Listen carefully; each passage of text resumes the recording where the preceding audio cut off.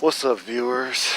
Now, I was just reading an article recently, and we were discussing how GM had essentially closed down their plants, and now many workers are without their livelihood.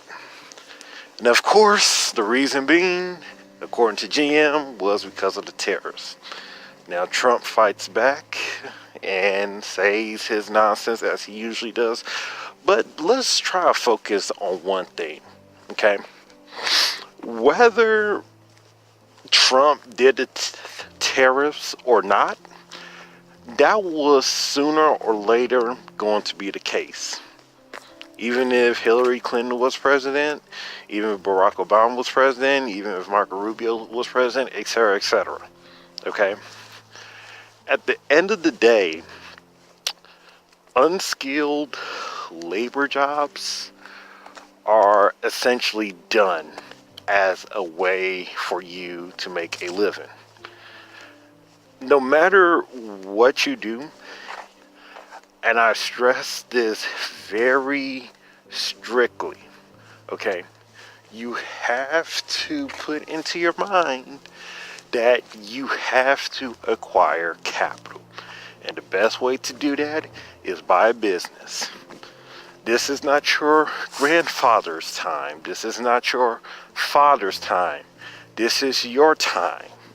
And your time dictates that, yes, you may very well have to work harder than your predecessors. And this is not to say that your father, grandfather, whoever did not work hard. But understand, their competition was at best Steve from another state around the country. Your competition today is basically Rajesh from Gujarat or freaking Zhang Zhu from Shenzhen, China. Okay? So, all I'm trying to tell you is we have competition now. Real competition. As much as people like to talk about free market, free market, free market, well, we have free market today.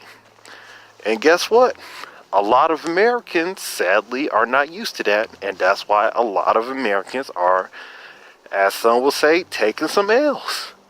Okay? You know? And along with taking those L's, they are trying to instill the belief in themselves that, oh, it's the government's fault, okay? It's, these corporations' fault, all that.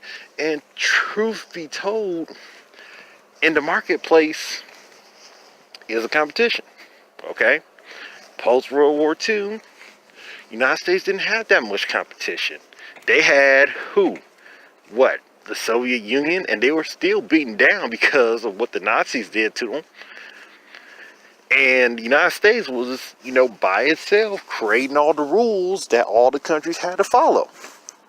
Your grandfather, father, the one that only needed a 6th grade or 8th grade education, the one that married your grandmother when she was 18 and he was 19 or what have you, and raised huge families and stuff like that. Oh, that's done.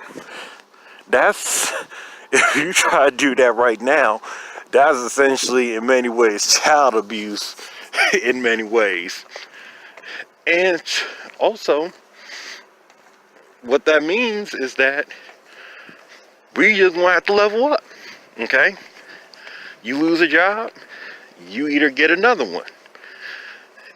And secondly, and this is even more important, I'm sorry for just skipping over all the time, I'm just walking right now. But anyways, you have to take pride in your skills, not your job, okay? Because even if you have a job, you don't own your job. The company owns your job, okay? Even though the word your is possessive, it doesn't mean you own it, all right? You can rent a car. That's, I guess, your car if someone were to ask you, whose car is this?